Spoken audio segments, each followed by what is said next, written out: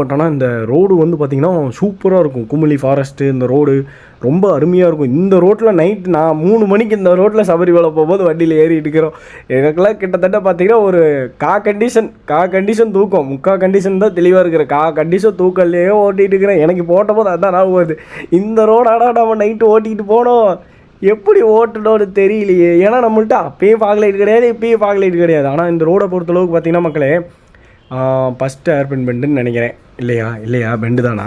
அதாவது இந்த ரோடை பொறுத்தளவுக்கு பார்த்தீங்கன்னா வச்சுக்கோங்களேன், பகல்லையும் அதிக வெஹிக்கிள்ஸ் வரும், ராத்திரி இந்த இடத்த எங்கேயோ பார்த்துக்கிடுமே என்னமோ இருக்குமே. பைப்பு இங்கே நேராக பைப்பாக இருக்குது பார்த்தீங்களா. இது வந்து நீங்கள் கெத்துப்படுறதுல கூட பார்த்துருப்பீங்க. இந்த பைப்பு என்ன மேட்டர்னு கேட்டிங்கன்னா பார்த்தீங்கன்னு வச்சுக்கோங்களேன், இந்த பைப்பு வந்து மேலே முல்லை பெரிய டேம்லேருந்து கீழே வைகை ஆற்றுக்கு தண்ணி போகக்கூடிய ஒரு பைப்பு. அதாவது நேராக ஓப்பனாக விட்டால் ரோடெல்லாம் இருக்குது, அப்படியே எல்லாத்தையும் அடிச்சிட்டு கீழே வந்துடும்ல. ஸோ அதனால் வந்து அப்போவே அந்த முல்லை பெரியார் டேம் கட்டினா அந்த டைம்லேயே வந்து பென்னிக்யூக்கு வந்து இந்த இடத்த வந்து பைப் போட்டு வச்சுருக்காரு. இங்கே ரைட் சைடில் இருக்க பாருங்கள். இந்த பைப் மூலியமாக தான் கீழே வந்துட்டு வைகை டேமுக்கு தண்ணி போகும். அந்த ஸ்கூல் பசங்களாம் நம்மளையே பார்க்குறாங்க.